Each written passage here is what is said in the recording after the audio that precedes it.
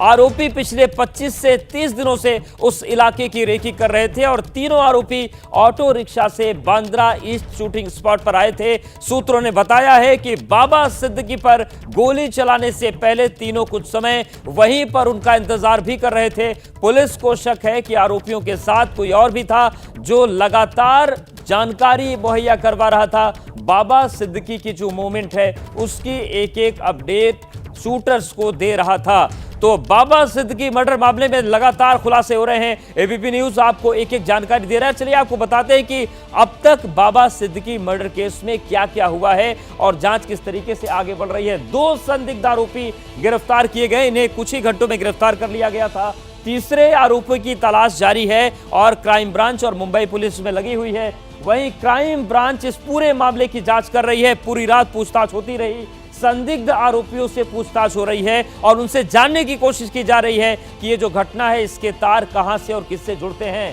Special CP देवन भारती ने पूछताछ की, बड़े अधिकारियों ने पूछताछ की कमान संभाली और इन सब के बीच जानकारी यह भी मिल रही है कि लॉरेंस गैंग कनेक्शन भी सामने आ रहा है। उस एंगल से भी जांच की जा रही है। एसआरए विवाद को लेकर आपसी रंजिश के एंगल से भी जांच हो रही है। जो स्लम रिहेबिलिटेशन का पूरा काम होता है इसको लेकर, व्यावसायिक रंजिश को लेकर भी जांच हो रही है। सीएम शिंदे ने कहा है कड़ी कार्रवाई इस पूरे मामले में होगी। 2 आरोपियों को पकड़ा है, तीसरा भी जल्दी पकड़ लिया जाएगा। हमारे साथ मृत्युंजय और सूरज बने हुए हैं। सूरज आपके पास आ रहे हैं, तमाम खुलासों का दौर जारी है। एसआरए की बात सामने आई थी, लॉरेंस गैंग का कनेक्शन भी सामने आ रहा है। अभी तक क्या महत्वपूर्ण चीजें निकलकर सामने आई है पूछताछ में?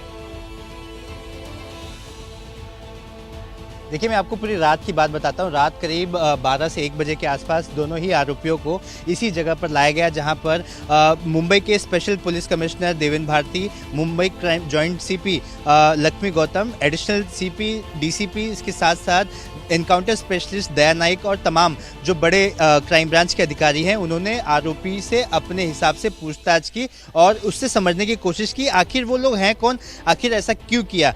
क्राइम ब्रांच के सूत्रों ने बताया कि आरोपियों ने दावा किया कि वे लॉरेंस बिश्नोई गैंग के हैं और इस मामले में वो ज़्यादा खुलासा नहीं कर रहे हैं। ऐसे में पुलिस को तीसरे आरोपी की तलाश है जो अभी फरार है। सूत्रों ने यह भी दावा किया कि इन 3 आरोपियों के अलावा एक चौथा भी था जो इन तीनों को इंस्ट्रक्शन दे रहा था।